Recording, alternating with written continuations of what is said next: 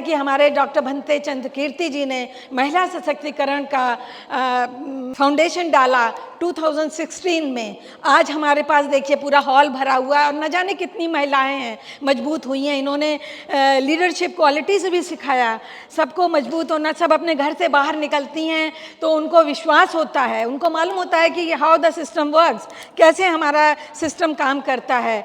और ये टाइम मौर्य के टाइम में भी था कि लेडीज़ जो थी वो गुप्तचर की तरह काम करती थी। वहाँ का जो राजा सम्राट था वो सबसे इन्फॉर्मेशन लेते थे और गवर्न करते थे। उनका तरीका ये था कि उन्होंने अभिलेखों में पत्थर पे और पिलर, जो पिलर है वो मोनोलिथ है, मतलब एक पत्थर जो है बहुत लंबा 40 फीट तक वो पत्थर होता है और उस पे उन्होंने एनग्रेव कराया, लिखा, जो वहाँ की उस समय की प्राकृत भाषा थी।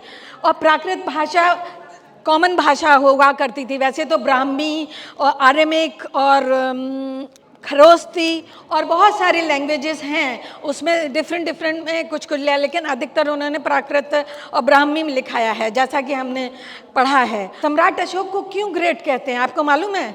क्योंकि इसलिए नहीं कि उसने भारत का कौन सा हिस्सा, अफ़गानिस्तान का नॉर्थ वेस्ट हिस्सा, अफ़गानिस्तान, पाकिस्तान जो आज है और जो बांग्लादेश है आज का, सब पे राज किया, लेकिन नहीं, केवल एक कलिंग का युद्ध जब हुआ तो 1.5 लाख करीब लोग मारे गए।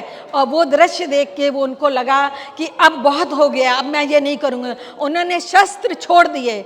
शस्त्र छोड़ने का ये मतलब नहीं था कि वो देश जो है वो कमज़ोर हो गया हो। शस्त्र जरूर उन्होंने रखे, लेकिन कभी लड़ाई नहीं हुई। और पड़ोसी देशों में भी अपने शांति दूत, पीस एम्बेसडर्स भेजे, देश विदेश में भेजा गया अपना संदेश। उन्होंने अभिलेख इंस्क्रिप्शंस थ्रू रॉक एडिक्ट की उससे लिखाया, major and minor rock edict. आप देख सकते हैं कि सांची जो है वर्ल्ड फेमस है, यूनेस्को की हेरिटेज है, जो आज वर्ल्ड में लोग बाहर से देखने आते हैं। भारतवर्ष को इतना महान समझते हैं, इतना सोचते हैं कि इतना टैलेंटेड है। उस ज़माने में आपको कभी मालूम होता है कि इतना अच्छा साइंस, कितना डेवलप साइंस था कि एक पत्थर जो 40 फीट, उस पर एंग्रेव करा दिया सारे मैसेज कि हमारी सरकार क्या चाहती है। अपने बच्चे तक का दान दिया। संघमित्रा और महेंद्रा दोनों को भेजा श्रीलंका।